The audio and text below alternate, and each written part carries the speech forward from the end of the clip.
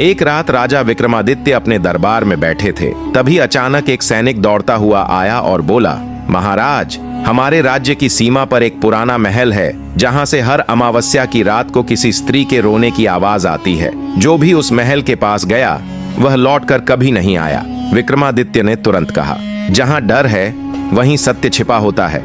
आज रात मैं स्वयं उस महल जाऊंगा। रात का तीसरा पहर था। आसमान में काली घटाएं थीं, बिजली चमक रही थी। राजा अकेले अपने घोड़े पर सवार होकर उस महल पहुंचे। दरवाजा अपने आप खुल गया, मानो वर्षों से किसी की प्रतीक्षा कर रहा हो। अंदर अंधेरा था, दीवारों पर अजीब सी आकृतियां बनी थीं। अचानक पीछे से एक मधुर स्वर गूंजा, कौन है जो इस श्रापित महल में प्रवेश करने का दुस्साहस कर रहा है? राजा ने दीपक जलाया। सामने एक सफेद वस्त्रधारी स्त्री खड़ी थी, जिसकी आंखों में करुणा और भय दोनों झलक रहे थे। वह बोली, राजन, मैं इस महल की रानी मृणालिनी हूं। मुझे मेरे ही पति ने धोखे से इस दीवार में जिंदा चुनवा दिया था। अब मेरी आत्मा इस महल में बंधी है। हर अमावस्या को मैं मुक्ति के लिए पुकारती हूं, पर कोई मेरी प्रार्थना नहीं सुनता। विक्रमादित्य ने पूछा, तुम्हें मुक्ति कैसे मिलेगी?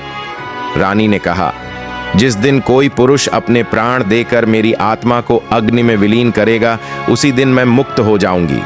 राजा मौन हो गए, फिर बोले, अगर किसी के दुख से किसी को शांति मिले तो वह बलिदान व्यर्थ नहीं। उन्होंने बेताल का आह्वान किया। बेताल प्रकट हुआ और बोला, राजन, सोच लो, यह माया है, यह आत्मा नहीं, एक तांत्रिक की छलना है। पर विक्रमादित्य ने कहा, अगर छल भी है तो धर्म का पथ नहीं बदलता। राजा ने दीपक उठाया और अग्निकुंड में प्रवेश करने ही वाले थे कि तभी तेज गर्जना हुई। महल कांप उठा और रानी का रूप बदल गया। वह एक भयंकर तांत्रिक बन गया, जो बोला, मूर्ख, तूने मुझे स्वयं बलिदान देने आकर फंसा लिया है। तांत्रिक ने अपने मंत्रों से चारों दिशाओं में अग्निवलय फैला दिए, लेकिन विक्रमादित्य ने अपनी तलवार से उस अग्नि को चीरते हुए बेताल को पुकारा, हे बेताल, धर्म की रक्षा करो। बेताल ने तांत्रिक के ऊपर माया जाल डाला। राजा ने अपनी तलवार से तांत्रिक का मंत्र तंत्र काट दिया। अंत में तांत्रिक ने हार मानकर कहा, राजन, तुम ही सत्य के पथ के राजा हो, मैं तुम्हें शाप नहीं दूंगा। वह धूल बनकर हवा में विलीन हो गया और उसी क्षण महल की दीवारें चमक उठीं। वह स्त्री पुनः प्रकट हुई। अब उसके चेहरे पर शांति थी। वह बोली, राजन, आपने मुझे मुक्त किया। मेरा श्राप अब समाप्त हुआ। यह महल अब आपके नाम से जाना जाएगा।